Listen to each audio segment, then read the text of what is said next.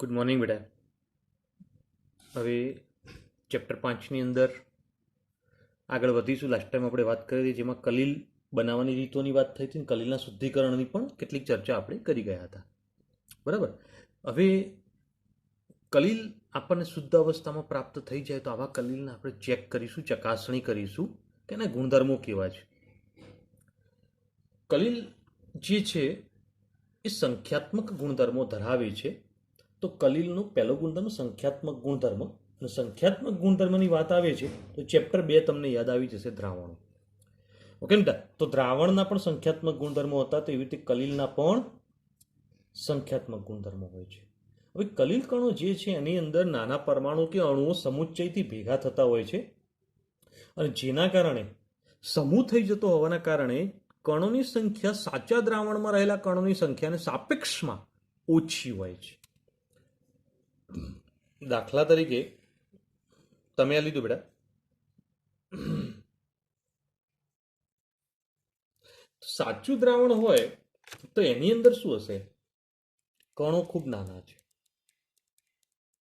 તો દ્રાવણમાં કણોની સંખ્યા ખૂબ વધારે છે. પણ કલીલ કણો કેવી રીતે બનતા હોય છે?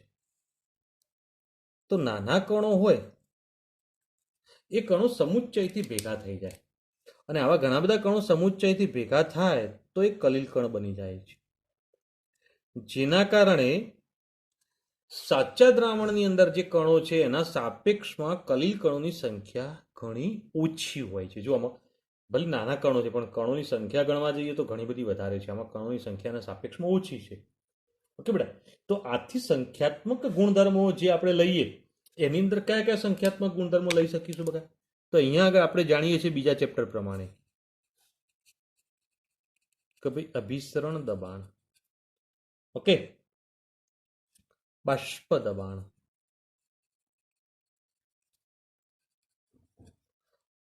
ઉત્કલન બિંદુમાં વધારો અને ઠાર બિંદુમાં ઘટાડો. ઓકે બેટા, તો આ ચાર સંખ્યાત્મક ગુણધર્મો જે છે એની અંદર સાચા દ્રાવણ કરતા કલીલમાં આ ફેરફાર ઓછો હોય. દાખલે કે સાચું દ્રાવણ હોય તો એની અંદર જે અભિસરણ દબાણનો ફેરફાર હોય એના કરતાં કલીલમાં અભિસરણ દબાણનો થતો ફેરફાર ઓછો હોય. તો બાષ્પ દબાણનો ફેરફાર પણ ઓછો હોય, ઉત્કલન બિંદુ ઠાર બિંદુનો ફેરફાર પણ ઓછો. મતલબ કે બધા જ ગુણધર્મોમાં થતા ફેરફારના મૂલ્યો ઘણા ઓછા હોય છે. ઓકે, તેથી જો આવા કલીલ કણોના અણુભાર ગણવા હોય તો કલીલ કણો એક વિરાટ અણુઓ છે, પોલિમર છે, તેથી તેના અણુભાર અભિસરણ દબાણની પદ્ધતિ દ્વારા જ મેળવી શકાય છે. બીજા ચેપ્ટરમાં વાત કરી ગયા છે. ઓકે બેટા, તો બીજી બધી પદ્ધતિઓ એટલી બધી ઉપયોગી રહેતી નથી, તો ફક્ત એ આપણે ચર્ચા કરી શકીએ. હવે કલીલ કણોના આણ્વીય દળ ઘણા ઊંચા છે. હવે એક વાક્ય બે વાક્ય થોડા ધ્યાન આપજો બેટા, કે ભાઈ આણ્વીય દળ ઊંચા છે, ઓકે, તેથી મોલ અંશ નીચો હોય છે.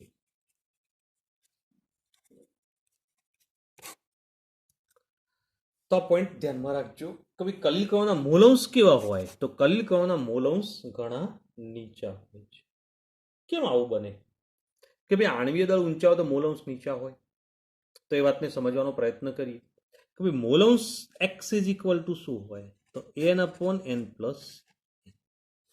ઓકે બેટા, તો આપણે આ એન ઉપર ફોકસ કરીશું. બરાબર, તો અહીંયા આગળ આ એનનું મૂલ્ય કેવું હોય? ઘણું નાનું હોય છે. તો આ બંનેના સરવાળામાં આપણે આને અવગણીએ છીએ. આવું બીજા ચેપ્ટરમાં ક્લિયર કરી ગયેલા છે, યાદ રાખજો. આ કેપિટલ એન છે, કોના મોલ છે? દ્રાવ્યના. હવે દ્રાવ્યના મોલ ઊંચા હોય તો આ મૂલ્ય મોટું હોય, બરાબર. હવે કલીલ હોય ને તો એના માટે મોલ બરાબર વજન ભાગ્યા આણ્વીય દળ આવું થાય. તો કલીલના આણ્વીય દળ ઊંચા છે, હવે એમ ઘણો મોટો છે. જો એમનું મૂલ્ય ઘણું મોટું હોય તો એન ઘણો નાનો થાય, કેમ કે વ્યસ્ત પ્રમાણ છે. જુઓ, અને એનું મૂલ્ય ઘણું નાનું, બરાબર, અને ભાગાકારમાં પાછી મોટી સંખ્યા આવી તો જવાબ હજુ નાનો થાય, તો એક્સ ઘણો નાનો થાય છે.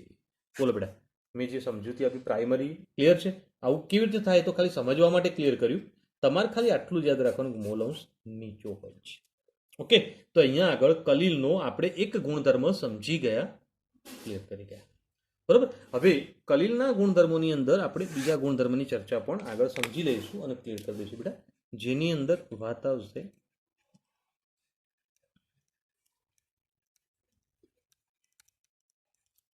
ટિંડોલ અસર. સમજો તો કલિલના ગુણધર્મોની અંદર ટિંડોલ અસર પણ એક અગત્યનો ગુણધર્મ છે અને આ ગુણધર્મ કેવો છે, કયા પ્રકારનો, તો આપણે એને સમજવાનો પ્રયત્ન કરીશું બેટા, ધ્યાન આપજો. તો અહીંયા આગળ ધ્યાન આપો બેટા, જો સમાંગ દ્રાવણને અંધારામાં મૂકી દેવામાં આવે તો પ્રકાશની દિશામાં અવલોકન કરવામાં તો તે સ્વચ્છ દેખાય છે, મતલબ સાચું દ્રાવણ. ઓકે, પણ અહીંયા આગળ પ્રકાશના પુંજની દિશાથી કાટખૂણેથી અવલોકન કરવામાં તે સંપૂર્ણપણે કાળી રેખા દેખાય છે. તો હવે આ જે વાત કરી ગયા છે અને આ માહિતી ક્લિયર કરી ગયા એ પ્રમાણે શું થશે બેટા, તો અહીંયા આગળ શું ક્લિયર કરશું, સમજો કે ભાઈ સમાંગ દ્રાવણ અંધારામાં મૂકી રાખીએ તો પ્રકાશની દિશામાં, પ્રકાશ જે દિશામાં આગળ વધે ત્યાંથી જ જેનું અવલોકન કરવામાં આવે તો તે સ્વચ્છ દેખાય છે, મતલબ અંદર કંઈ પણ દેખાતું નથી. પણ પ્રકાશની દિશાથી કાટખૂણે જોઈએ તો અંદર સંપૂર્ણપણે કાળી રેખા દેખાય છે, મતલબ એ ભાગ આખો કાળો દેખાય છે. પણ આપણે અહીંયા આગળ સાચા દ્રાવણની વાત નહીં કરીએ. ટૂંકમાં સાચું દ્રાવણ જે છે એમાં પ્રકાશ પસાર કરવાથી કોઈ ફેરફાર આપણે અવલોકી શકતા નથી. પણ કલિલ માટે વિચારીએ તો કલિલ દ્રાવણ આ રીતે અવલોકન કરતા પ્રેષિત પ્રકાશનો મતલબ આપાત કરેલા પ્રકાશ વડે પસાર થતા એને કાટખૂણે જોતા સ્વચ્છ અથવા પારભાષક દેખાય છે. બરાબર. હવે પારભાષક દેખાય છે એટલે શું, તો તે મંદથી એટલે કે ઝાંખું અથવા વધારે પ્રબળ દુગ્ધિલ દેખાય છે. દુગ્ધિલનો મતલબ અંદર દુધિયા રંગનો આખો પ્રકાશનું કિરણ દેખાતું હોય એવો ભાગ દેખાતું હોય છે. એટલે કે પુંજનો માર્ગ જે છે એ વાદળી પ્રકાશથી પ્રદીપ્ત થાય છે. હવે આખી વાત થોડી અન્ડરસ્ટેન્ડ કરવી જરૂરી છે. ઓકે બેટા, અન્ડરસ્ટેન્ડ કરવી જરૂરી હોય તો કેવી રીતે અન્ડરસ્ટેન્ડ કરી શકીએ તો એને સમજવાનો પ્રયત્ન અહીંયા આગળ હું કરું છું, ધ્યાન આપજો બેટા. તો અહીંયા આગળ એક વાત સમજાવું, ધ્યાન આપો. આ એક પાત્રમાં આપણે કલિલ લીધું. સાચા દ્રાવણમાં ઘટના દેખાતી નથી. કોની અંદર દેખાય છે બેટા? કલિલમાં જ દેખાય છે. એટલે આપણે કલિલ ઉપર જ ફોકસ કરીશું. બરાબર. હવે કલિલ ઉપર જ ફોકસ કરીએ તો અહીંયા આગળ આ એક દ્રાવણ છે જે કલિલ દ્રાવણ છે. આવું કલિલ દ્રાવણ જે છે એની અંદર તમે અહીંથી પ્રકાશ આપાત કરો છો. બરાબર. હવે બેટા અહીંથી જો પ્રકાશ આપાત કરીએ, ધ્યાન આપજો બેટા, જ્યારે પ્રકાશ આપાત કરીએ છીએ ત્યારે પ્રકાશનો સ્ત્રોત જે છે એ અહીંથી આગળ વધે છે. હવે આ પ્રકાશનો સ્ત્રોત જે છે અહીંયા આગળ ધારો કે વિચારીએ કે અહીંયા આગળ કલિલ કણ છે. ઘણા બધા કણ હોય પણ આપણે એક કણ ઉપર ફોકસ કરીએ સમજવા માટે. તો આ પ્રકાશનો પુંજ એટલે સમૂહ એ અહીંથી આમ પસાર થશે, ક્યાં આગળ આપાત થશે? કલિલ કણ ઉપર. અને કલિલ કણ ઉપર આપાત થાય ત્યારે એ પરિસ્થિતિની અંદર એ પ્રકાશ જે છે પ્રકીર્ણન પામે છે. અને પ્રકીર્ણન પામે તો એના કારણે આ રીતે બધી જ દિશામાં આ રીતે ફેલાયેલો દેખાશે. ઓકે બેટા. તો હવે અહીંથી તમે આંખ વડે જુઓ, આને આંખ વડે જુઓ મતલબ માઇક્રોસ્કોપથી જોઈશું બેટા. બરાબર. હવે અહીંયા આગળ એક માઇક્રોસ્કોપની રચના કરેલી છે.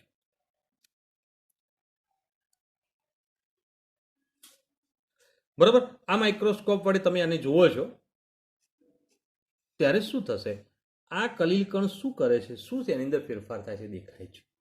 હવે એનો ફેરફાર અંદરથી દેખાશે તો એની અંદર આપણે બોલ્યા એ પ્રમાણે કે ભાઈ આ પારભાષક દેખાય છે, મતલબ એ દુગ્ધિલ બને છે. અને એના કારણે તેનો માર્ગ જે છે ને એ પ્રદીપ્ત થાય છે, પ્રકાશિત થાય છે, પ્રજ્વલિત થાય છે. એટલે પ્રકાશ જે છે ને આપણને દેખાય છે.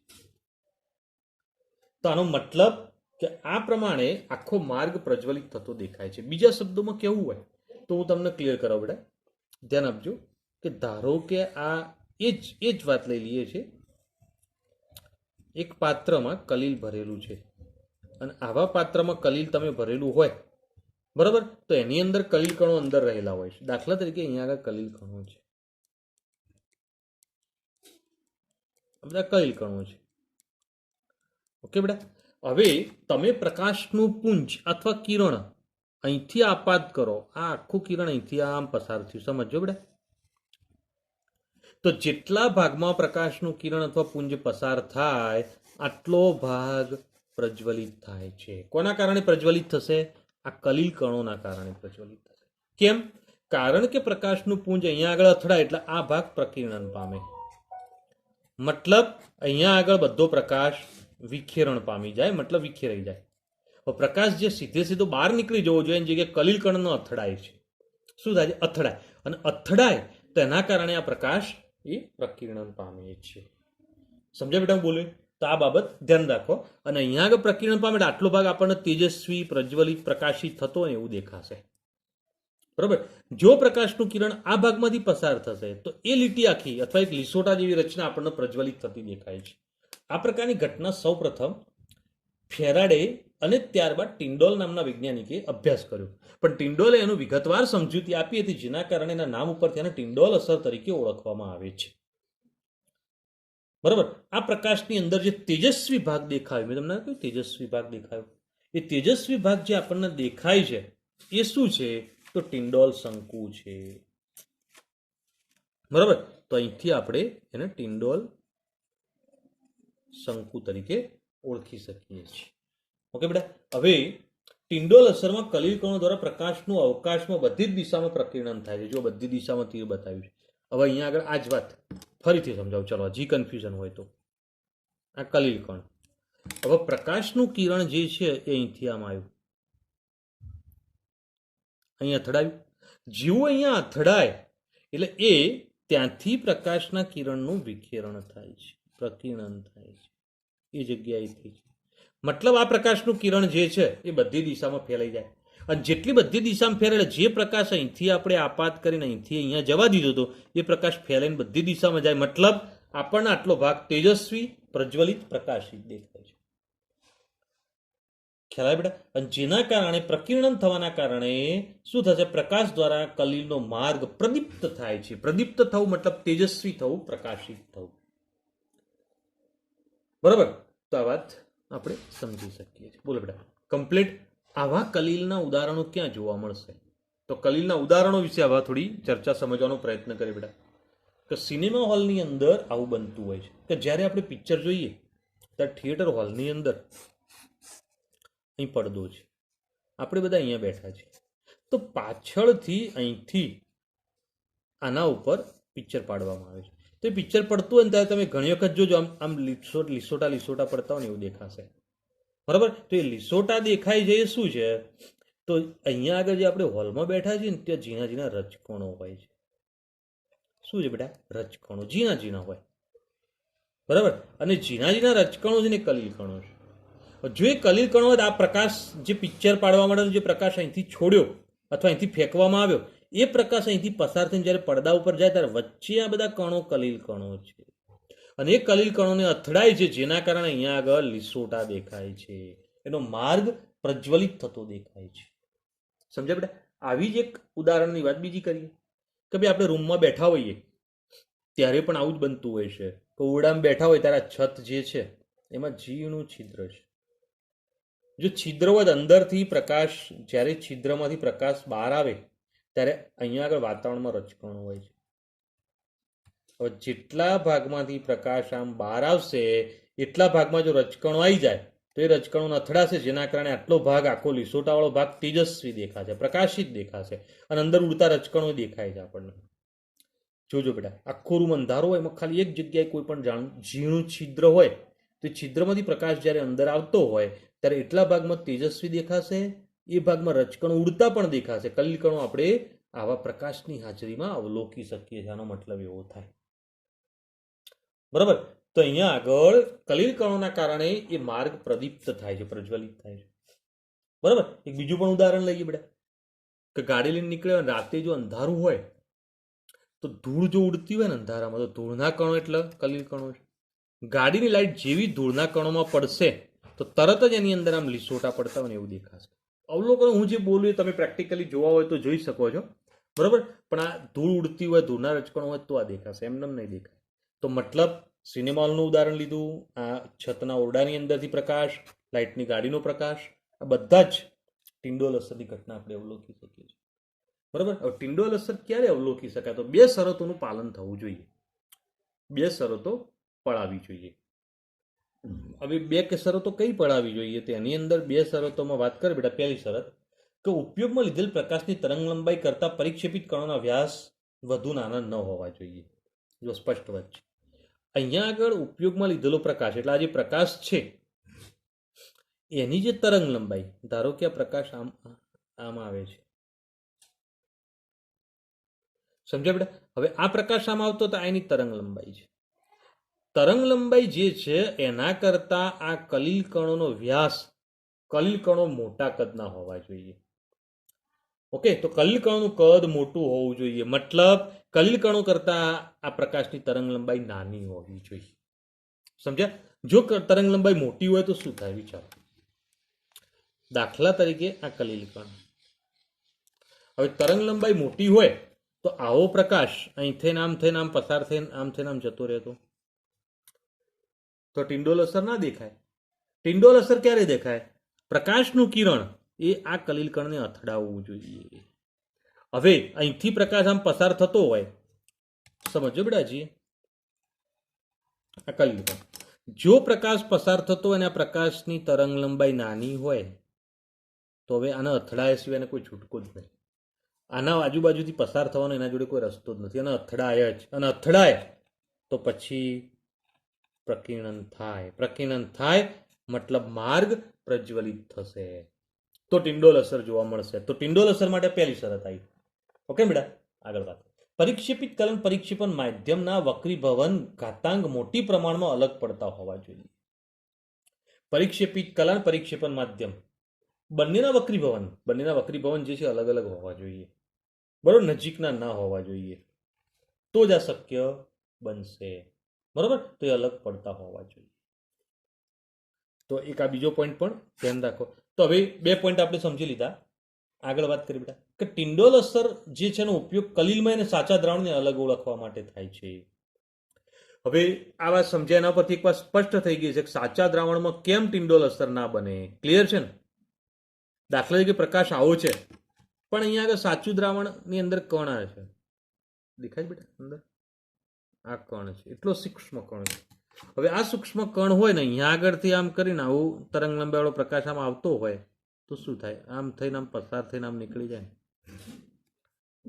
સમજ્યા? તો આ કણ અહીંયા જ રહી ગયો. મતલબ એને અથડાયું જ નથી પ્રકાશ જો એને અથડાય જ નહીં, પ્રકાશનું કિરણ એને અથડાય જ નહીં તો ટિંડોલ અસર ના બને. મતલબ કલીલમાં આવું બને છે, સાચા દ્રાવણમાં નથી બનતું. તો બેનો ભેદ આપણે ઓળખી શકીએ છીએ.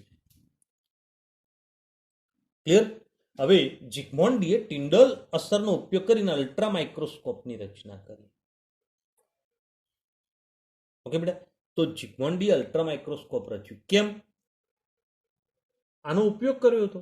કારણ કે તમે જ્યારે માઇક્રોસ્કોપનો ઉપયોગ કરો છો ત્યારે આ માઇક્રોસ્કોપની અંદર તમે જોજો બેટા કે અહીંયા આગળ જ્યારે માઇક્રોસ્કોપ હોય તેની સામે અહીંયા આગળ તમે એક લેન્સ રાખો છો, એક કાચ રાખો છો, અને એવું સેટિંગ કરો છો કે ભાઈ પ્રકાશના કિરણો અહીંયા આગળ આપાત થાય ને કિરણો અહીંયાથી આપાત થઈને અહીંયા જાય. સમજ્યા બેટા? અથવા એ પ્રકાશના કિરણો વસ્તુ ઉપર પડે જેના કારણે તમે આનો માર્ગ પ્રજ્વલિત થાય, જેના કારણે તમે એને સરળતાથી જોઈ શકો છો. તો આ ઘટના જે છે એ માઇક્રોસ્કોપની જે ઝિગમોન્ડીએ શું કર્યું બેટા? અલ્ટ્રા માઇક્રોસ્કોપની રચના કરી હતી.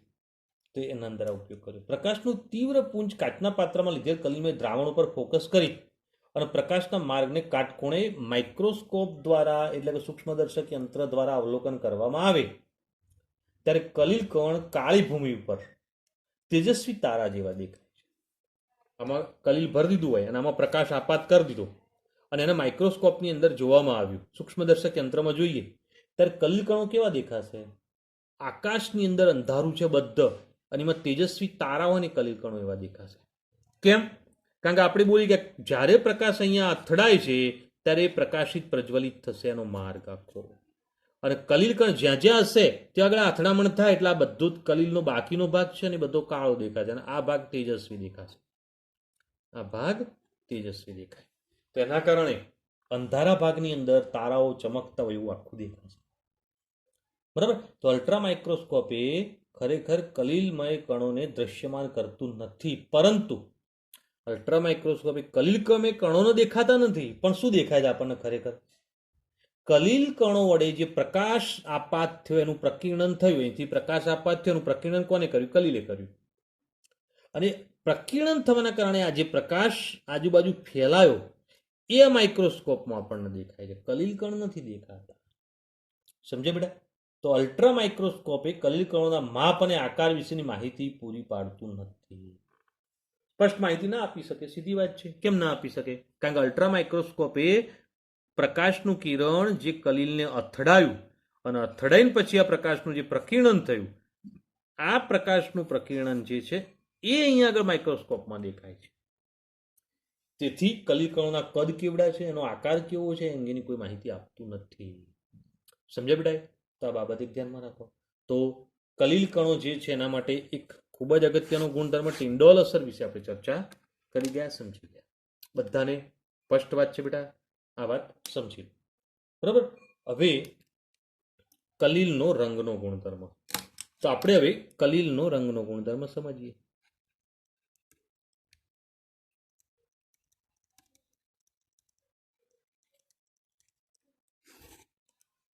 તો રંગનો ગુણધર્મ કેવો છે ચર્ચા કરીએ એના પહેલા બેટા 2 મિનિટ થોડી આપો. 2 મિનિટ થોડી વાત કરીએ, ચર્ચા કરીએ કે ભાઈ આપણે જે પણ તૈયારી કરીએ છીએ, જે પણ મહેનત કરીએ છીએ, પરફેક્ટ થિયરિકલ મેં તમને આગળના એપિસોડમાં કરેલું છે વાત, પણ બીજી વાત એક આગળના એપિસોડમાં પણ કરેલી છે કે ભાઈ જે ચલાવવું છું એ ચોપડા ભરવાની કોઈ જરૂર નથી. ચોપડામાં લખીને ચોપડા બધા ભેગા કરો, ચોપડાના થપ્પા બનાવો, કોઈ મતલબ નથી. ઝીરો ઇફેક્ટ થશે આની. બરાબર? તમારે સારું રિઝલ્ટ મેળવવું છે તો જે પણ ચાલ્યું, ટિન્ડોલ અસર ચાલી ગઈ, તો ટિન્ડોલ અસરની અંદર જે બુકમાં લખ્યું તો મેં તમને જે મટીરિયલ આપ્યું છે, ઓકે, એ આખું લખીને તૈયાર કરો. લખીને એટલે તૈયાર થયા પછી લખો. તૈયારી ઉપર જ ફોકસ કરો, મોઢે કરવા ઉપર ફોકસ કરો. બસ આટલો મગજમાં વાત બેસાડો. ઘણા લોકો શું કરતા હોય છે, આ વિડીયો જોઈ હું જે બોલું ને લખ કરે છે. કોઈ જરૂર નથી બેટા, મારો ચોપડોય નહીં લખવાની જરૂર. સમજ્યા મારી વાતને? બરાબર? જેટલું મગજમાં આવશે એ મહત્વનું છે. ચોપડામાં રહેલું બધું ચોપડામાં જ રહેશે. બરાબર? એટલે શું કરશો આજથી? હવે ચોપડા નથી ભરવા, તૈયારી કરો, મોઢે કરો, બસ. ઓકે, તો ધ્યાન રાખજો. બરાબર? હવે કલિલનો રંગનો ગુણધર્મ સમજવાનો પ્રયત્ન કરીએ બેટા. તો અહીંયા આગળ ચર્ચા ક્લિયર કરીએ. તો બેટા સમજીએ, કલિલમય દ્રાવણનો રંગ પરિક્ષેપિત કણો એટલે કલિલ કણો દ્વારા પ્રકીર્ણન પામેલા પ્રકાશની તરંગ લંબાઈ ઉપર આધાર રાખે છે. વાત અહીંયા આગળ આના ઉપર પણ આવી કે કલિલ કણો અહીંયા આગળ શું થાય? પ્રેષિત પ્રકાશ, આપાત થયેલો પ્રકાશ, બરાબર, અને પ્રકીર્ણન પામેલો પ્રકાશ. પ્રકીર્ણન પામેલો પ્રકાશ એટલે આ કહેવાય, અને આ પ્રેષિત પ્રકાશ કહેવાય. બે વસ્તુ સમજી લે, બે શબ્દો. આ પ્રેષિત પ્રકાશ, આપાત થયેલો પ્રકાશના પ્રકીર્ણન પામેલો પ્રકાશ, એ પ્રકાશની તરંગ લંબાઈ ઉપર આધાર રાખે છે. એટલે અહીંયા આગળ એની તરંગ લંબાઈ ઉપર આધાર રાખે છે. હવે પ્રકાશની તરંગ લંબાઈ કણોના માપ અને સ્વભાવ પર આધાર રાખે છે. ઓકે, તો અહીંયા આગળ પ્રકાશની તરંગ લંબાઈ કઈ બાબત ઉપર ધ્યાનમાં લીધું બેટા? તરંગ લંબાઈ ઉપરાંત કણોના કદ અને બીજું કણોના સ્વભાવ, પ્રકૃતિ. તો આ બધી બાબતને ધ્યાનમાં લઈ લઈએ તો રંગ કેવો હશે આપણને ખબર પડી જાય. બરાબર? તો અહીંયા આગળ આપણે બીજી એક વાત કરીએ બેટા કે કલિલમય દ્રાવણનો રંગ એ અવલોકન કરનાર કઈ રીતે પ્રકાશ મેળવે તેના ઉપર આધાર રાખે. અવલોકન કરનાર વ્યક્તિએ પ્રકાશ કેવી રીતે મેળવે છે, આ પ્રકાશ જે બહાર ફેંકાયો એ કેવી રીતે એને દેખાય છે, એના ઉપર પણ આધાર રાખે છે. બરાબર? તો અહીંયા આગળ જો બેટા કે દૂધ અને પાણીનું મિશ્રણ હોય, મતલબ કે આપણે જે દૂધ ઉપયોગ કરીએ છીએ એ પણ દૂધ પણ એક પ્રકારનું કલિલ છે. હવે એના ઉપર જ્યારે પ્રકાશ આપાત કરવામાં આવે ત્યારે પરાવર્તિત પ્રકાશ એટલે આ બહાર નીકળેલો પ્રકાશ એ વાદળી રંગનો દેખાય છે. ઓકે, પણ એની અંદર આપાત પ્રકાશ એટલે પ્રેષિત પ્રકાશ જે છે એ લાલ રંગનો હોય છે. જો લાલ પ્રકાશ એના ઉપર આપાત કર્યો હોય તો આ પરાવર્તિત પ્રકાશ તમને વાદળી રંગનો દેખાય. બરોબર? તો તમે ઘણી વખતે દૂધ જે છે એને ધ્યાનથી જોતા હશો ને તો એમાં આછા વાદળી રંગનો શેડ ક્યારેક તમને દેખાશે. ધ્યાનથી જોજો. તો એ શું છે બેટા? તો આ રંગનો ગુણધર્મ દેખાડે છે. બરાબર? ત્યાર પછી ગોલ્ડ સોલ્ટ સોનાના ઝીણા કણો હોય ને એ લાલ રંગના દેખાતા હોય છે. કલીલ બન્યા પછીની વાત છે બેટા. સોનું જે છે પીળાશ પડતા રંગનું દેખાય એ જ વાત છે. પણ કલીલ બની જાય અને કલીલ કણો જે છે એના ઉપર પ્રકાશ આપાત કરવામાં આવે ત્યારે એ કણો લાલાશ પડતા રંગના દેખાય છે. બરાબર. તો અહીંયા આગળ સોનાનું કલીલ કેવું દેખાશે? તો લાલ રંગનું દેખાશે.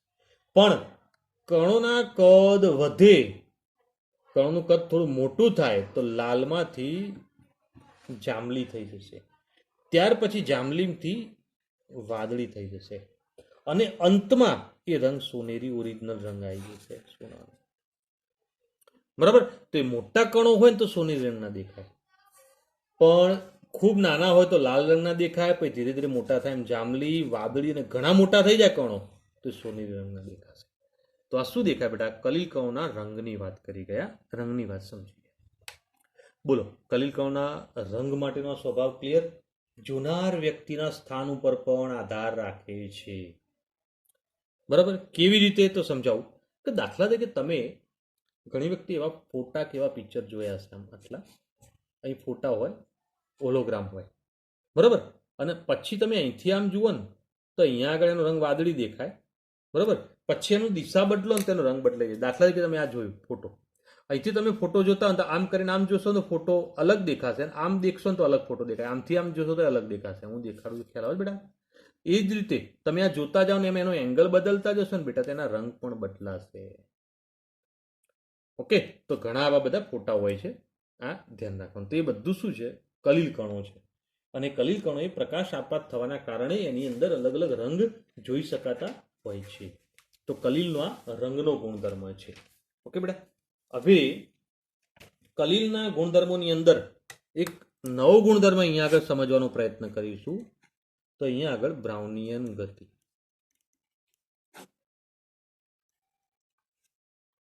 તો કલીલોની અંદર આ બ્રાઉનિયન ગતિ શું છે આપણે સમજવાનો પ્રયત્ન કરીએ. તો ધ્યાન આપજો બેટા. કલીલ કોઈ દ્રાવણ હોય એને તમે શક્તિશાળી અલ્ટ્રા માઇક્રોસ્કોપ વડે જોવામાં આવે તો કલીલ કણો દ્રશ્યમાન થાય છે. અને આ દ્રશ્યમાન થતા કલીલ કણો એ વાંકી ચૂકી ઝિગઝેગ લાઇનમાં દેખાતા હોય છે. તમારે અલ્ટ્રા માઇક્રોસ્કોપમાં જોવાના તો કલીલ કણો તમને સ્પષ્ટ દેખાશે, પણ એ સ્પષ્ટ કલીલ કણો એ સ્થિર નહીં હોય, એ ગતિ કરતા હોય છે. અને એમની ગતિ કેવી છે બેટા? તો ઝિગઝેગ, વાંકી ચૂકી ગતિ છે. ઓકે. ધારો કે આ કલીલ કણની અહીંયાથી શરૂઆત વિચારીએ તો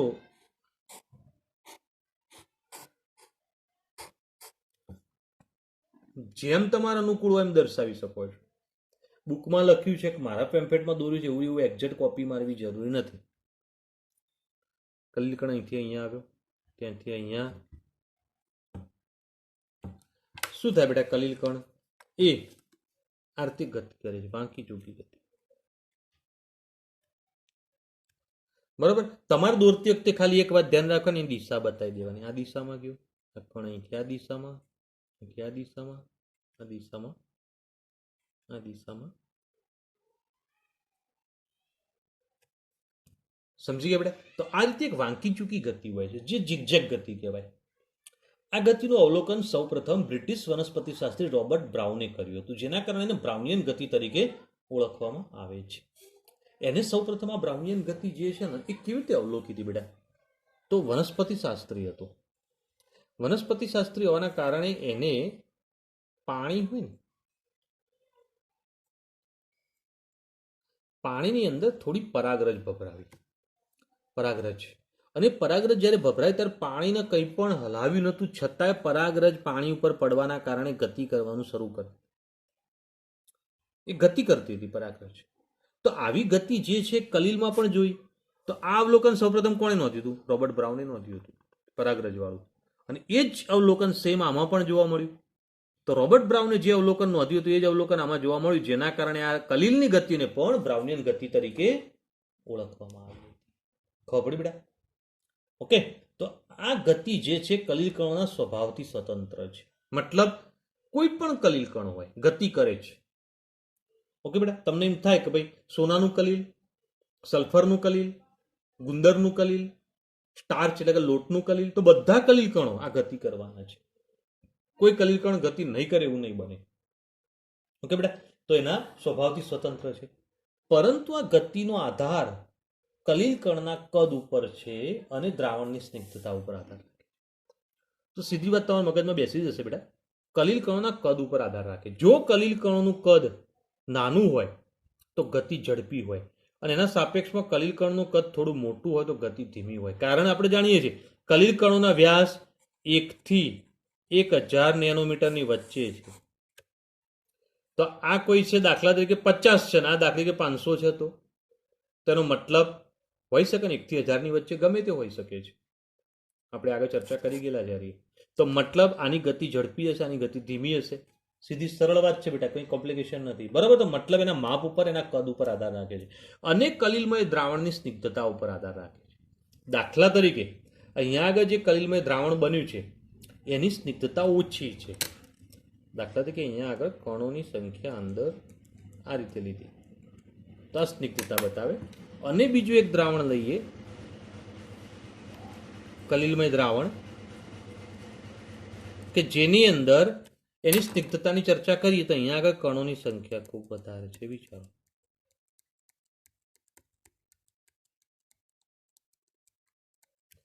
તો આના કરતા આની અંદર સ્નિગ્ધતા વધારે છે, મતલબ ગતિ ધીમી પડી જશે. આમાં ગતિ થોડી વધારે હશે.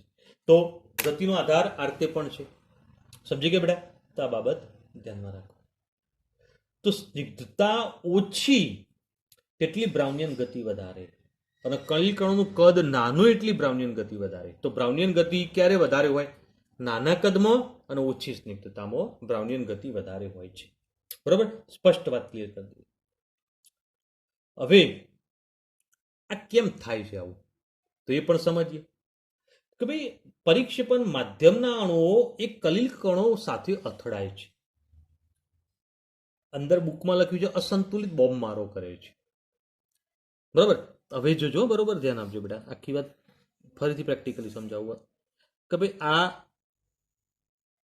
માધ્યમના કણો, મતલબ આ પાણીના કણો છે,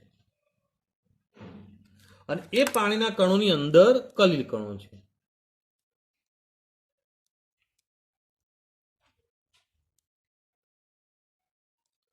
સમજી ગયા બેટા? હવે આ માધ્યમના કણો ગતિ કરે છે, અને આ ગતિ કરતા નાની ગતિના કારણે અહીંયા અથડાશે. કોને? કલિલને. કલિલને અથડાલે કલિલની ગતિ આમ ચાલુ થઈ જાય. આ ગતિ ચાલતી હોય ને એટલામાં જ આ કલિલ કણ જે છે ગતિ કરીને અહીંયા પહોંચે. સમજો.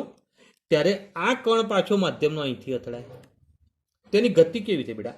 આમ હતી, પછી આ કણ અહીંથી ગતિ કરીને અહીંયા પહોંચે તો અહીંથી અથડામણ થઈ, તેની ગતિ આમ થઈ ગઈ. ઓકે. ફરથી કોઈ કણ અહીંથી આમ અથડાય તો તેની ગતિ આમ થઈ જાય. બરોબર? અહીંથી કોઈ કણ આમ અથડાય તો ગતિ આમ થઈ જાય, ફરીથી આમ થાય. તો મતલબ કણોની ગતિ કેવી થઈ બેટા? ઝિગઝેગ ગતિ થઈ ગઈ, વાંકી ચૂકી ગતિ થઈ. કેવી રીતે થઈ? તો આ જેમ જેમ ગતિ કરતા જાય માધ્યમના કણો તેના ઉપર બોમ્બમારો કરતા જાય, અથડામણ કરતા જાય. બરાબર? આને શું કહેવાય? બ્રાઉનિયન ગતિને વિલોડન અસર હોય છે. અને વિલોડન અસર હોવાના કારણે કલિલ કણોને નીચે બેસવા દેતા નથી, ઠરવા દેતા નથી. બરાબર? અહીંથી દાખલા કણ નીચે બેસવા જાય તો અહીંયાનો કોઈ કણ છે સીધો આને અથડાય. અથડાય એટલે ફરતી પાછો એ ગતિમાં આવી જાય. તો અહીંયા આગળ શું થતું હોય બેટા? તો કલિલ કણોને ઠરવા દેતા નથી. ગુરુત્વાકર્ષણ બળની અસર ઉત્પન્ન નહીં થવા દેતા. ગુરુત્વાકર્ષણ બળની અસરથી આ કણો નીચે બેસવા જશે. મતલબ અહીંયા તળિયો, નીચે એટલે તળિયા પાત્રના બહાર નહીં, અહીંયા આગળ તીર મેં ખાલી નીચે બતાવ્યું છે એમ સમજજો, ધ્યાન આપજો બેટા. તો અહીંયા આગળ આ કણો અહીંયા નીચે બેસવા જાય. કયા? કલિલ કણો અહીંયા આવવા જાય, પણ એની સાથે માધ્યમના કણો અથડાય એટલે ગતિ કરતા જાય. પરંતુ એક વાત કરીએ બેટા કે કલિલ કણો કોઈ કારણસર મોટા બની જાય તો બ્રાઉનિયન ગતિ ધીમી પડી જાય. સીધી વાત છે. કલિલ કણ આ છે, કોઈ કારણસર બીજા કણો જોડાઈ ગયા, કલિલ કણ આ બની ગયો, હજુ પણ કલિલ કણ મોટો થતો જાય તો શું થશે? આના કરતા આની ગતિ ધીમી પડશે, આની ધીમી પડશે, અને વધારે મોટા કણો બની જાય ને તો માધ્યમના કણો એને ધક્કો લગાવી શકતા નથી. ખબર પડી બેટા? આ કોઈ માધ્યમનો કણ છે, હવાને અથડાય તો ધક્કો ના લગાવી શકે, તો પછી આ નીચે બેસી જશે. બરાબર? તો એ અવક્ષેપણ થઈ ગયું કહેવાય. સમજી ગયા બેટા? તો આ વાત ધ્યાનમાં રાખજો, સમજજો, ક્લિયર કરજો. તો અહીંયા આગળ કલિલ કણો માટેનો આ ગુણધર્મ સમજાવ્યો, ક્લિયર કરી ગયા, બરોબર મગજમાં રાખજો, બરોબર સમજજો. હવે બેટા કલીલ મેં કણનો વીજભારનો ગુણધર્મ સમજવાનો પ્રયત્ન કરીએ તો એક વાત વાક્ય યાદ રાખો બેટા, કોઈ પણ કલીલ કણ હોય ગમે તે રીતે બન્યો હોય તે હંમેશા વીજભાર ધરાવે છે. બરોબર, તો આ વાત કમ્પ્લીટ. કોઈ એક જ પ્રકારનું કલીલ હોય તેની અંદર રહેલા બધા જ કલીલ કણોના વીજભાર એક સમાન હોય છે, પણ અલગ અલગ કલીલ કણો માટેના વીજભાર અલગ અલગ હોઈ શકે. પણ કલીલ કણ બે જ પ્રકારના વીજભાર ધન અને ઋણ વીજભાર ધરાવે છે. સીધી સરળ વાત છે બેટા. કોઈ કલીલ કણ ધન હોય, કોઈ ઋણ હોય, પણ વીજભાર ધરાવશે ખરા, એ વાત બરોબર મગજમાં બેસાડી દેજો. ઓકે, હવે ધન વીજભારિત કલીલ કણો કયા હોય અને ઋણ વીજભારિત કલીલ કણો કયા હોય તેના માટે થોડી ચર્ચા સમજી લઈએ અને ક્લિયર કરી દઈએ. ઉદાહરણ જે પણ આપેલા છે, જે પણ ઉદાહરણ સમજીએ છે, ઉદાહરણ યાદ રાખવાના છે. બરાબર, તો અહીંયા આગળ કેટલાક જળયુક્ત સજળ ધાતુના ઓક્સાઇડ એ ધન વીજભારિત કલીલ છે. દાખલા તરીકે Al2O3 × આ ધાતુનો ઓક્સાઇડ એલ્યુમિનિયમનો ઓક્સાઇડ છે, પણ પાણી જોડાયેલું છે, એમાં આખો ભાગ એક જ છે, તો મતલબ આ ધન વીજભારિત કલીલ હોય. ત્યાર પછી Fe2O3 × XH2O, તો આ પણ એવો જ છે. ત્યાર પછી ક્રોમિયમનો લઈએ તો CrO3 × XH2O, તો ક્રોમિયમનો ઓક્સાઇડ પણ આ પ્રમાણે સેમ રીતે દર્શાવે છે. બોલો, અહીંયા આગળ આ બધા જ ધાતુના ઓક્સાઇડ પાણી જળયુક્ત હોય તો એ ધન વીજભારિત કલીલ તરીકે વર્તે છે. બરાબર. ત્યાર પછી બીજી વાત કરી બેટા કે બેઝિક ડાયસ્ટફ. ડાયસ્ટફનો મતલબ કેટલાક રંગીન સોલ્વ જેવા કે મિથિલિન બ્લુ, જે પણ ધન વીજભારિત કલીલ છે. ઓકે બેટા. ત્યાર પછી હિમોગ્લોબિન, મતલબ આપણું લોહી. તો લોહીના કલીલ કણો જે છે ને એ પણ ધન વીજભારિત હોય છે. અને બીજી વાત કરીએ કે કેટલાક પ્રકારના ધાતુના સીધા જ ઓક્સાઇડ, દાખલા તરીકે ટિટેનિયમનો ઓક્સાઇડ, એ પણ ધન વીજભારિત છે. ઓકે, તો અહીંયા આગળ આ બાબત ધ્યાન રાખવાની. ત્યાર પછી બીજા કેટલાક ધાતુના હાઇડ્રોક્સાઇડ જેવા કે ફેરિક હાઇડ્રોક્સાઇડ, તો એ ધન વીજભારિત હોય છે. આ પોઈન્ટ એડ કરી દીધો બેટા અંદર, તો એ પણ ધન વીજભારિત છે. તો આવા કેટલાક ધન વીજભારિત સોલ વિશે આપણે ચર્ચા કરી ગયા, સમજી ગયા. બરાબર. તો એવી જ રીતે આની અંદર એલ્યુમિનિયમ હાઇડ્રોક્સાઇડ પણ આવી શકે છે. તો ધન વીજભારિત કલીલ તરીકે આવા કલીલ યાદ રાખજો. હવે ઋણ વીજભારિત કલીલ, ધાતુઓ જેવી કે કોપર, સિલ્વર, ગોલ્ડ, પ્લેટિનમ, આના કલીલ બનતા હોય ને તે ઋણ વીજભારિત હોય. ચલો વિચારો બેટા, આના કલીલ કઈ પદ્ધતિ દ્વારા બનાવ્યા હતા આપણે? યાદ આવે છે? બ્રીડિંગ ચાપ પદ્ધતિ. ઓકે ને? તો અહીંયા આગળ આના દ્વારા જે કલીલ બને એ બધા ઋણ વીજભારિત હોય. ચલો ધાતુના સલ્ફાઇડના કલીલ બનતા હોય ને તે પણ ઋણ વીજભારિત હોય. સોરી, આર્સેનિયસ સલ્ફાઇડ, સોરી યસ લખવાનું, બરાબર. એન્ટીમની સલ્ફાઇડ અને કેડમિયમ સલ્ફાઇડ, તો આ બધા સલ્ફાઇડ એ કેવા હોય છે બેટા? તો અહીંયા આગળ ઋણ વીજભારિત કલીલ છે. હવે આ બેઝિક ડાયસ્ટફ કયા હતા આપણે? મિથિલિન બ્લુ, જે બધા બેઝિક છે. પણ એસિડિક ડાયસ્ટફ હોય ઇયોસિન, કોંગોરેડ, બરોબર. તો આ બધા કેવા છે? તો બેઝિક છે, સોરી એસિડિક છે. એસિડિક હોય તો ઋણ વીજભારિત છે. ડાયસ્ટફ એટલે આવા પ્રકારના રંગીન ભાગ, બરાબર. ઉપરાંત એના આપણે સૂચક તરીકે પણ ઓળખી શકીએ. મિથિલિન બ્લુ એક સૂચક છે, ઇયોસિન, કોંગોરેડ, આ બધા સૂચકો છે. ઓકે બેટા, તો આ પણ એક ઋણ વીજભારિત કલીલ છે. અને છેલ્લે સ્ટાર્ચ, કુદરતી, ગુંદર, જિલેટિન, માટી અને ચારકોલ, જો આના બધા કલીલ બનતા હોય તો બધા કલીલ ઋણ વીજભારિત હોય. તો કલીલના વીજભાર વિશે ચર્ચા અહીંયા આગળ પ્રાઇમરી ચર્ચા કરી. હજુ ઘણું ડીપમાં જવાનું છે આપણે અને ડિટેલમાં ચર્ચા કરવી છે. તો એ ચર્ચા હવે સમજવાનો પ્રયત્ન કરીએ. ધ્યાન આપજો બેટા. આગળ કયા કલીલ કણો કયો વીજભાર ધરાવશે એના વિશેની ચર્ચા આપણે કરી ગયા બેટા. હવે એની અંદર એક વાત કરીએ કે ભાઈ કોઈ એક જ પ્રકારનું કલીલ છે તો એની અંદર બધા જ કણોનો વીજભાર એક સમાન હોય છે. તો જો બધા જ કણો એક સમાન વીજભાર ધરાવતા હોય તો આવા કણો વચ્ચે શું થાય બેટા? અપાકર્ષણ થાય છે. સીધી વાત છે કે ભાઈ સમાન વીજભાર હોય તો અપાકર્ષણ થાય. દાખલા તરીકે આર્સેનિયસ સલ્ફાઇડ. આર્સેનિયસ સલ્ફાઇડ ઋણ વીજભારિત કલીલ છે. તો મતલબ કે કોઈ માધ્યમની અંદર બધા જ આર્સેનિયસ સલ્ફાઇડના કણો આમ હોય તો આ બધા કણો વચ્ચે શું થશે બેટા? અપાકર્ષણ થાય છે.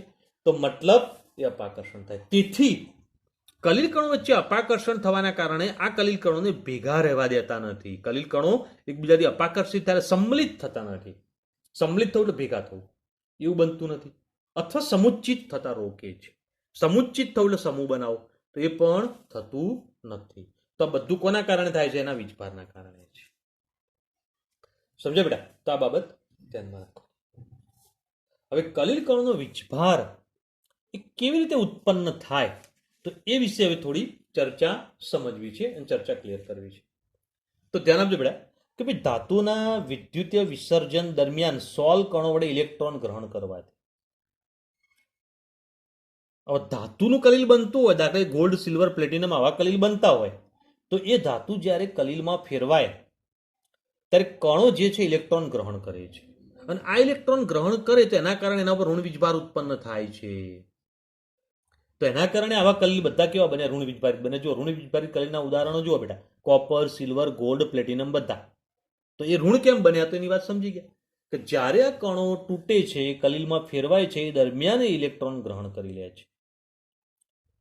ઓકે, ચલો નેક્સ્ટ વાત કરીએ હવે એના પછી કે દ્રાવણમાંથી આયનોનું પસંદગીયુક્ત અધિશોષણ કરવામાં આવે અથવા વિદ્યુતીય દ્વિસ્તર ગોઠવણી કરવામાં આવે તો એના દ્વારા પણ વીજભાર સમજી શકાય છે. તો આપણે પેપ્ટીકરણની ક્રિયા વિચારો.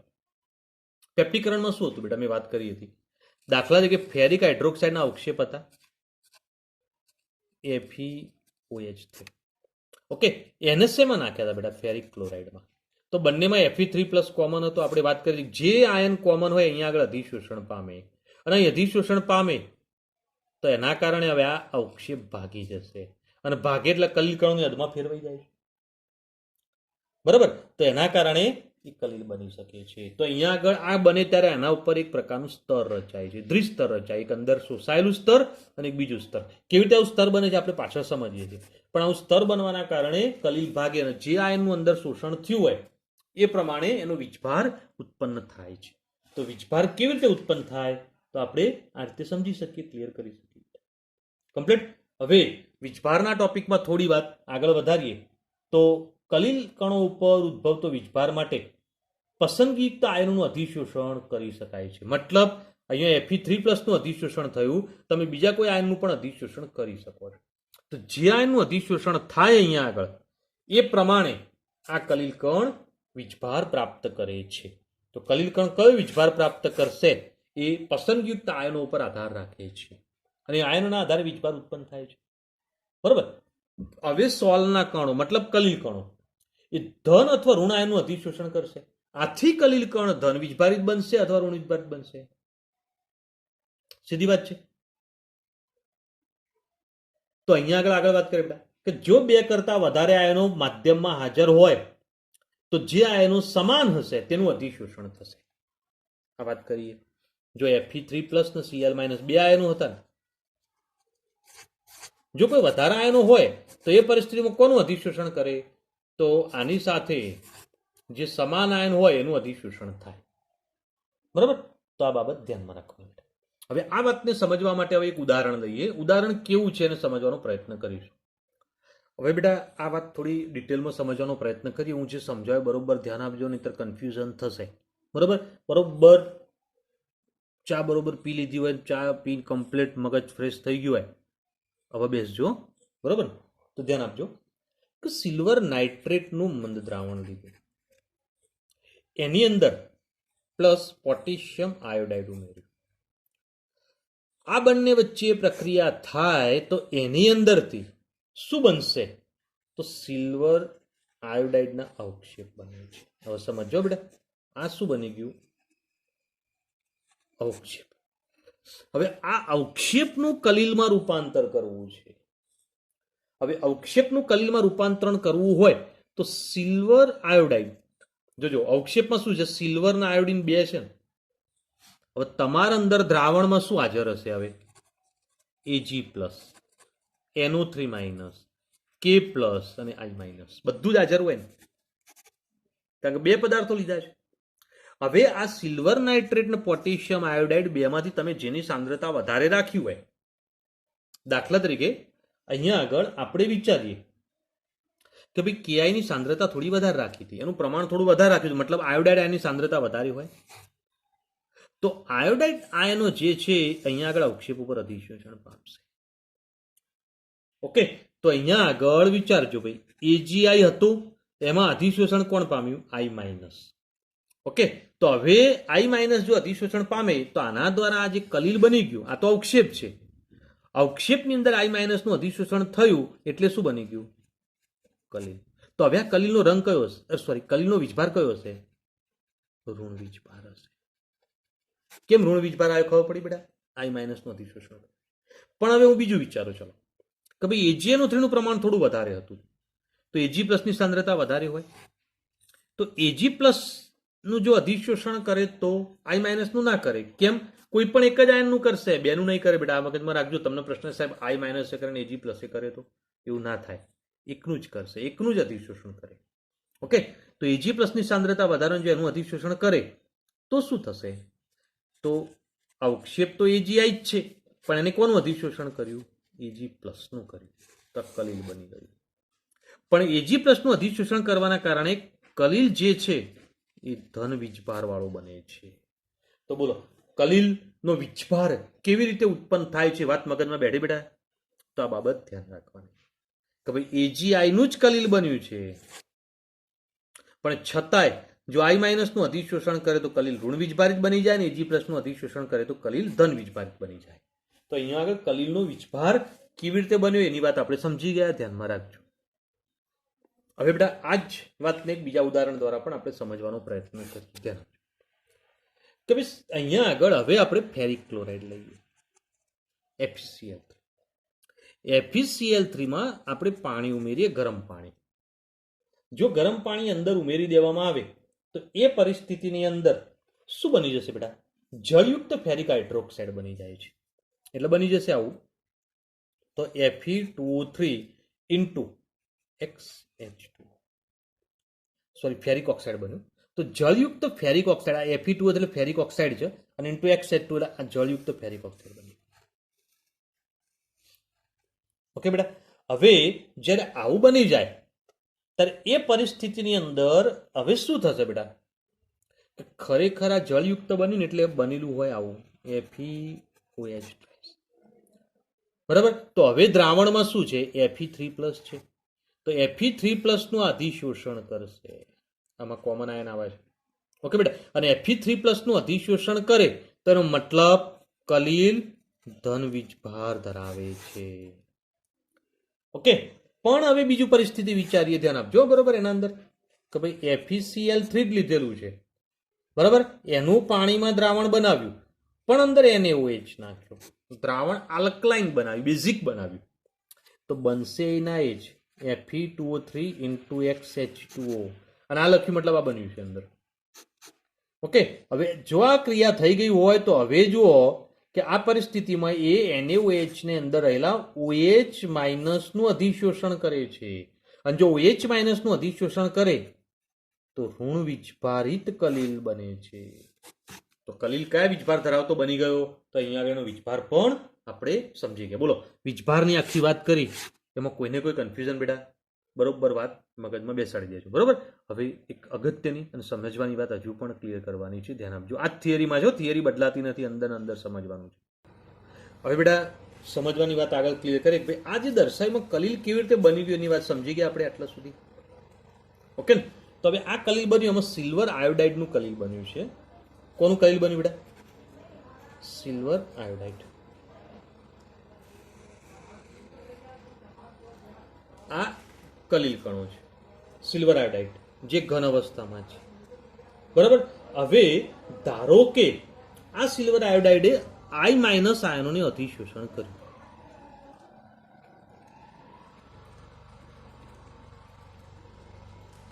કમ્પ્લીટ. તો મતલબ એની સપાટી પર કયા આયનો આવી ગયા?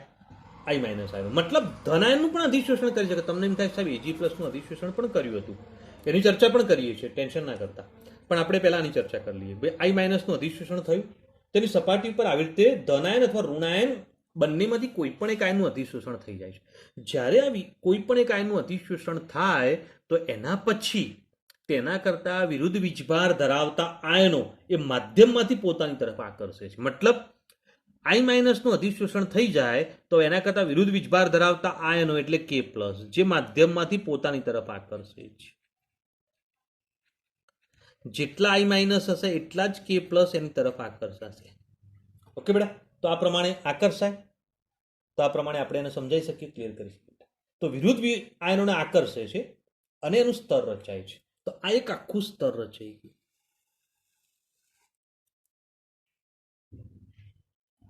ઓકે, તો આ બાબત ધ્યાન રાખજો. હવે આવા સ્તર જે છે એ કેવી રીતે રચાયા? તો તમને એમ થાય કે સાહેબ આઈ માઇનસની જગ્યાએ એજી પ્લસનું થયું અધિશોષણ, તો આવું થાય તો શું થશે? અહીંયા એજી પ્લસ આવશે. સમજી ગયા? તો એજી પ્લસ જો અહીંયા આવે તેનાથી વિરુદ્ધ વીજભાર અહીંયા આઈ માઇનસ આવી જાય. ટૂંકમાં જે આયનોનું અધિશોષણ થયું હોય પહેલા એના કરતા વિરુદ્ધ વીજભાર ધરાવતા આયનોને એ પોતાની તરફ આકર્ષી લે. બરાબર? તો બે ઓપ્શન થયા. કયા? ચલો જોજો. એજીઆઈ આઈ માઇનસનું અધિશોષણ થયું હતું તો કયા આયનને પોતાની તરફ આકર્ષે? કે પ્લસને. બીજો ઓપ્શન એજીઆઈ, તો એજી પ્લસનું જો આકર્ષણ પહેલા કરે તો પાછળથી આઈ માઇનસનું આકર્ષણ કરશે. બરાબર? તો મતલબ કોઈ પણ ઋણાયન જેની સાંદ્રતા વધારે ઋણાયન ખેંચે, જો NO3 માઇનસ વધારે હોય તો NO3 માઇનસ ન ખેંચશે. ટૂંકમાં આ પ્રમાણે બનશે. હાલ બુકમાં ક્લિયર કર્યું એ પ્રમાણે આપણે આગળ વધીએ છીએ. ઓકે બેટા, તો કમ્પ્લીટ આ વાત મગજમાં બેસી ગઈ. પહેલા જો આઈ માઇનસનું અધિશોષણ થયું તેના કરતા વિરુદ્ધ વીજભાર કે પ્લસ, અને જો પહેલા એજી પ્લસ થયો તેના કરતા વિરુદ્ધ વીજભાર આઈ માઇનસનું અધિશોષણ થાય. હવે કલિલ કણો જે છે એની આસપાસ એકબીજાથી વિરુદ્ધ સ્તરોનું સંયોગીકરણ થાય છે. હવે આવા સ્તરો બનવાનું શરૂ થઈ ગયું, અને આવા સ્તરોનું સંયોગીકરણ થયું તો હેલ્મહોલ્ટ્ઝ વિદ્યુતીય દ્વિસ્તર કહેવાય છે. આને શું કહીશું બેટા? હેલ્મહોલ્ટ્ઝ વિદ્યુતીય દ્વિસ્તર કહે છે. હવે દ્વિસ્તર બને છે. હવે આવું દ્વિસ્તર એટલે એ હજી સમજવાનું છે. હજી દ્વિસ્તરની વાત ક્લિયર નહીં થઈ. દ્વિસ્તર સ્તર બન્યું એક ક્લિયર, પણ દ્વિસ્તર શબ્દ વાપર્યો છે મતલબ બે સ્તર બને છે. તો બે સ્તર વાળી વાત સમજવાની રહી. તો એ શું છે? તો સમજ બેટા કે આમાંનું પ્રથમ સ્તર સખત હોય છે, એટલે આ રહ્યું, આ જે બની ગયું ઋણ સામે ધન. આ સ્તર કેવું છે? સખત સ્તર છે. બરોબર? તો આને આપણે લખીશું કયું સ્તર બેટા? સખત સ્તર અથવા સ્થિર સ્તર. એના માટે બે શબ્દો વાપર્યા, સખત સ્તર અથવા સ્થિર સ્તર. ત્યાર પછી એના આજુબાજુમાં બીજું પણ એક સ્તર હોય છે જે ગતિશીલ છે, જેને પ્રસરણ અથવા પ્રસ્તરિત સ્તર કહે છે. હવે એ ગતિશીલ સ્તર છે, આ જ આયનો દ્વારા બનતું હોય પણ ગતિશીલ સ્તર હોય છે. તો એ કેવું? આઈ માઇનસ કે પ્લસ આઈ માઇનસ કે પ્લસ આઈ માઇનસ કે પ્લસ આઈ માઇનસ કે પ્લસ. તો અહીંયા આગળ જુઓ ધનાયન ઋણાયનના જે ગોઠવણી થયેલી છે એ કોઈ નિશ્ચિત નથી, ગમે તેમ છે. ઓકે બેટા, તો આ જે સ્તર રચાયું બીજું, એ સ્તર આપણે કયું સ્તર કહીશું બેટા? પ્રસરણ અથવા પ્રસરિત સ્તર. તો બે સ્તર રચાયા, સ્થિર સ્તર અને પ્રસરિત સ્તર. બરોબર? મગજમાં બેસી ગઈ વાત. આ સ્તર સ્થિર સ્તર છે, આ પ્રસરિત સ્તર છે. બે વાત સમજાઈ દઉં. આ સ્થિર સ્તર જે છે ને એ કલિલ કણો જે હોય ને એની સપાટીની આજુબાજુ જ હોય, અને પ્રસરિત સ્તર એનાથી થોડું દૂર માધ્યમમાં રહેલા આયનો દ્વારા બન્યું હોય. કમ્પ્લીટ વાત મગજમાં બેસી ગઈ. હવે આગળની વાત સમજીશું. ધ્યાન આપજો બેટા. હવે બેટા ધ્યાન આપો કે અહીંયા આગળ ભારનું અલગીકરણ એટલે એક ધન એક ઋણ છે એટલે ભારનું અલગીકરણ થઈ ગયું બેટા, બંનેમાં થાય છે. જેના કારણે વિરુદ્ધ વીજભાર ધરાવતા આયનો હોવાના કારણે શું થશે? તો પોટેન્શિયલની રચના થાય છે. ધન ઋણ છે એટલે પોટેન્શિયલની રચના થશે. અને દ્વિસ્તરની અંદર સ્થિર સ્તર અને પ્રસરિત સ્તર, આ બંને સ્તરની અંદર વિરુદ્ધ વીજભાર છે. જો ઋણ છે તો ધન પણ છે, તો અહીંયા ઋણ છે તો ધન છે, ધન છે તો ઋણ છે, બંને છે. અને વિરુદ્ધ વીજભારના કારણે તે આગળ પોટેન્શિયલનો એક તફાવત ઉત્પન્ન થશે. એ કેવી રીતે?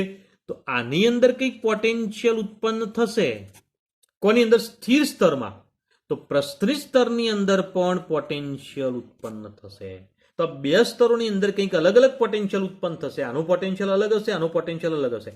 પહેલી વાત શું બોલે બેટા? વિરુદ્ધ વીજભાર હોવાના કારણે કંઈક પોટેન્શિયલ ઉત્પન્ન થાય છે. પોટેન્શિયલ બે અલગ અલગ સ્તરોની અંદર અલગ અલગ હોય છે, અને અલગ અલગ પોટેન્શિયલ હોવાના કારણે પોટેન્શિયલનો તફાવત ઉત્પન્ન થાય છે. સમજણ પડી બેટા? આનો પોટેન્શિયલ કંઈક અલગ હશે, આનો પોટેન્શિયલ કંઈક અલગ હશે. તો આનું પોટેન્શિયલ અલગ અલગ હોવાના કારણે બંનેમાં પોટેન્શિયલનો તફાવત ઉત્પન્ન થાય છે. અને આ પોટેન્શિયલનો તફાવત કેવો હશે? તો કેપેસિટરમાં ઉત્પન્ન થયો. ફિઝિક્સનો શબ્દ આવી ગયો.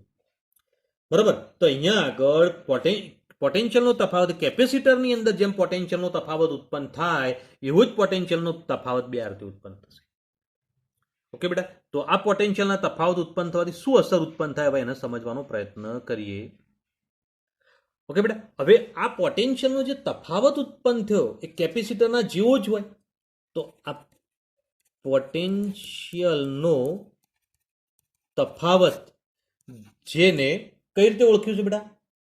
વીજગતિકીય પોટેન્શિયલ,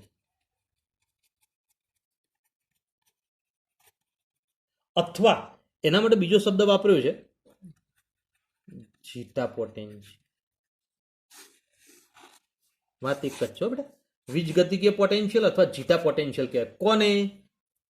સ્થિર સ્તર અને પ્રસરી સ્તરના જે પોટેન્શિયલ ઉત્પન્ન થયા છે એ બંને પોટેન્શિયલ વચ્ચે જે તફાવત ઉત્પન્ન થયો, આનો પોટેન્શિયલ, એનો જે તફાવત ઉત્પન્ન થયો એને વીજગતિકીય પોટેન્શિયલ અથવા જીટા પોટેન્શિયલ તરીકે ઓળખવામાં આવે છે. હવે બેટા પોટેન્શિયલના તફાવત વિશે આજે ચર્ચા કરવી એ સમજો કે ભાઈ અદ્રાવ્ય પદાર્થો જે છે એના મતલબ કે અવક્ષેપ બન્યા હોય, તો અવક્ષેપ કોઈ હોય ભારે કણો, તેના બે કણો પાસે દ્વિસ્તર નહીં હોય. કારણ કે આ તો કલીલ છે, આપણે કલીલની વાત નહીં કરવી, ભારે કણો અવક્ષેપની વાત કરવી છે. અને અવક્ષેપ હોય તેની અંદર આવા બે સ્તર ના હોય. અને જો સ્તર ના હોય તો એના કારણે અવક્ષેપના કણો એ પૂરતા નજીક આવી જાય છે અને એમના અંદર વાંડરવાસ આકર્ષણ બળ ઉત્પન્ન થાય છે. અને વાંડરવાસ આકર્ષણ બળ ઉત્પન્ન થવાના કારણે આવા કણો એકબીજા સાથે જકડાઈ રહે છે, પકડાઈ રહે છે. ઓકે બેટા? મતલબ એ ભારે કણો થઈને નીચે બેસી જાય છે. પણ આવું કોના માટે થાય બેટા? અવક્ષેપ માટે. પણ કલીલમાં શું થશે? તો વિચારો કે આકૃતિમાં દર્શાવ્યા પ્રમાણે એમાં બે સ્તર ઉત્પન્ન થયા, સ્થિર સ્તર અને પ્રસરી સ્તર. અને બે સ્તર ઉત્પન્ન થવાના કારણે એકબીજાને અપાકર્ષિત કરે છે આ બે સ્તરો. કારણ કે બંને વચ્ચે પોટેન્શિયલનો તફાવત ઉત્પન્ન થયેલો છે. અને પોટેન્શિયલનો તફાવત ઉત્પન્ન થવાના કારણે આ બંને એકબીજાને અપાકર્ષિત કરે છે, અને જેના કારણે બંને એકબીજાથી દૂર જાય છે. તેથી કણો નજીક આવી શકતા નથી. અને જો કણો નજીક ના આવે તો મતલબ કલીલ જે છે એ સ્થાયી કહેવાય. કણો ગતિમાં તો કલીલ સ્થાયી કહેવાય. અને કણો નજીક આવીને બેસી જાય, કણો બેસી ગયા તો કલીલ અસ્થાયી. સમજી ગયા હું શું કહેવા માંગુ છું? દાખલા તરીકે કોઈ કલીલ માટે આ વાત કરીએ તો એના અંદર શું વિચારે બેટા? કે આ કણ, કલીલ કણ, આ કલીલ કણ સતત ગતિમાં હોય, કણ ગતિમાં તો આખું કલીલ સ્થાયી કહેવાય.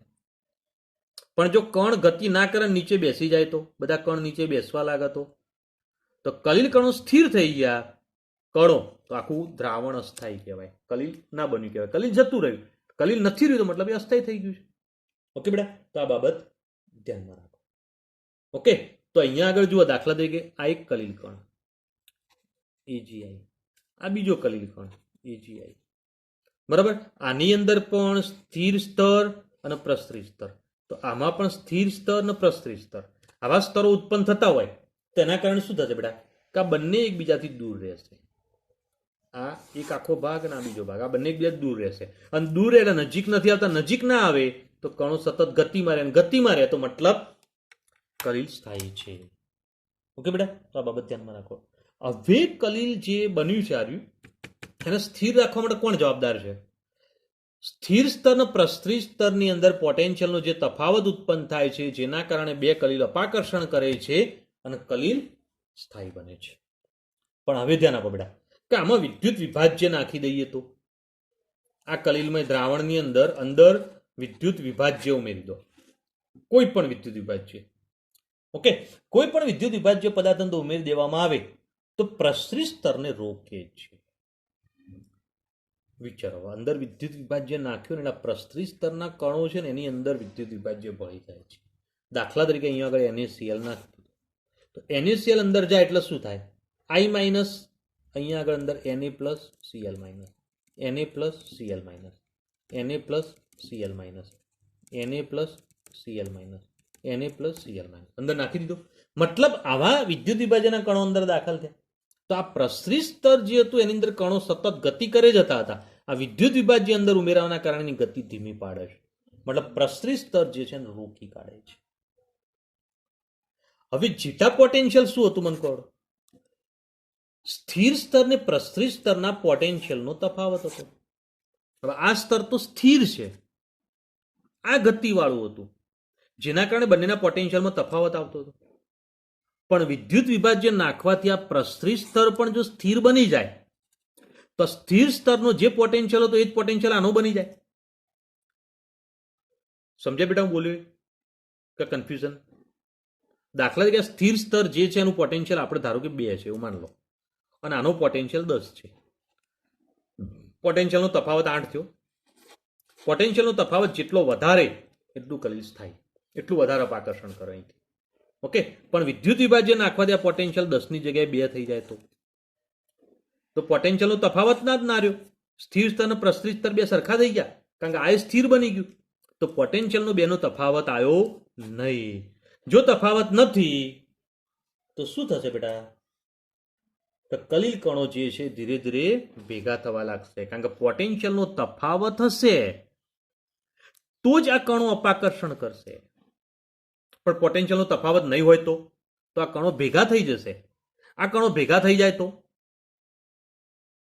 તો પછી ત્યાં આગળ કણો જે છે નજીક આવતા જાય તો પછી શું થઈ ગયું? અવક્ષેપન થઈ ગયું, સ્કંદન થઈ ગયું. તો કલિલનું અવક્ષેપન આ રીતે થાય છે.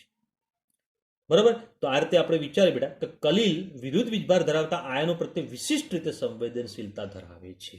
તો મતલબ વિદ્યુત વિભાજ્ય પદાર્થ તમે અંદર ઉમેર્યો તો એની અંદર જે આયનો હોય એના કરતાં વિરુદ્ધ વીજભાર પ્રત્યે સંવેદનશીલ હોય છે, અને સંવેદનશીલતાના કારણે જ એ કલિલ કણો જે છે એ અવક્ષેપમાં રૂપાંતર પામી જાય છે, આકર્ષણ પામી જાય છે. તો આ પ્રમાણે કલિલની આખી ચર્ચા આપણે સમજી ગયા, ક્લિયર કરી. બોલો બેટા, કલિલ માટે આજે ચર્ચા કરી એમાં વીજભારનો ગુણધર્મ વિડીયો રિપીટ કરીને જોજો, બરોબર ક્લિયર કરજો. મેં એક એક લાઇન ટુ લાઇન સમજાવવાનો પ્રયત્ન કર્યો, એક શબ્દ પણ નથી છોડ્યો, મેં બધું સમજાવી દીધું છે. બરાબર? તો આ બાબત ધ્યાન રાખજો અને સમજજો. કલિલનો હજુ પણ એક ગુણધર્મ રહી જાય છે, પણ એની ચર્ચા નેક્સ્ટ એપિસોડમાં કરીશું, સમજીશું. ઓકે બેટા? પણ બધું જ બુક પ્રમાણે અથવા મારા પેમ્પલેટ પ્રમાણે તૈયાર કરવું જરૂરી છે. જો એ પેમ્પલેટ પ્રમાણે બુક પ્રમાણે તૈયાર નહીં કર્યું હોય તો પરીક્ષામાં પૂરા માર્ક મળશે નહીં. ઓકે બેટા? પરફેક્ટ તૈયારી ઉપર ટેવ પાડી દેજો અને ક્લિયર કરજો. ઓકે?